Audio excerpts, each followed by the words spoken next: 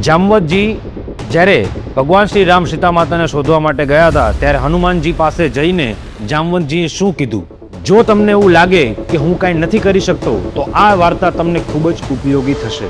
દુનિયા આખી શંકા કરે છે ત્યારે પોતાની શક્તિની ઓળખ કોણ આપે છે?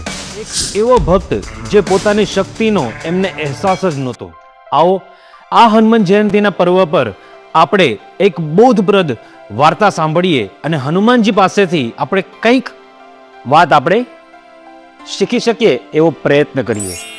એક વખત જ્યારે ભગવાન હનુમાનજી બાળ સ્વરૂપની અંદર હતા ત્યારે સૂર્યદેવને ફળ સમજીને અને ખાવા માટે ઉડી ગયા હતા.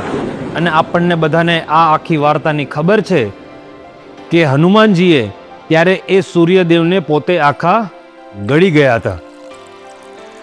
અને આ બધી વસ્તુઓ જોઈને અને હનુમાનજીને ઋષિ મુનિઓએ શ્રાપ આપ્યો કે તેઓ તેમની જે શક્તિઓ છે એ બધી ભૂલી જશે. અને એમ ઘણો સમય પસાર થતા જ્યારે ભગવાન શ્રી રામને સીતા માતાને શોધવાની જરૂર પડી ત્યારે હનુમાનજી શંકામાં હતા કે શું હું કરી શકું આમાં.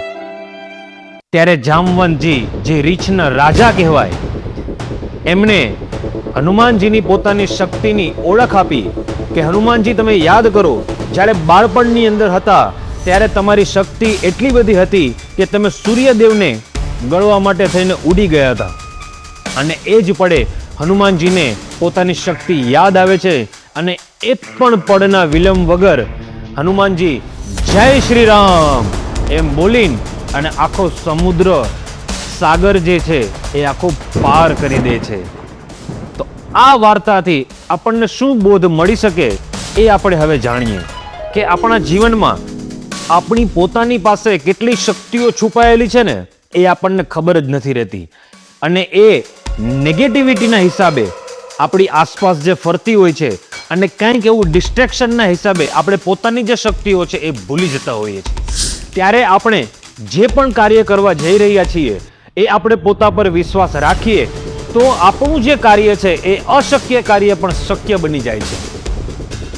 તેમ આપણી અંદર પણ એક હનુમાનજી વસેલા છે. આપણે બસ એમને ઓળખવાની જરૂર છે. એમ હંમેશા આપણે આપણા પોતા પર વિશ્વાસ રાખવો તો આપણાથી જે કાર્ય નથી થતું એ કાર્ય થઈ જ શકે છે. નમસ્કાર. જય શ્રી રામ.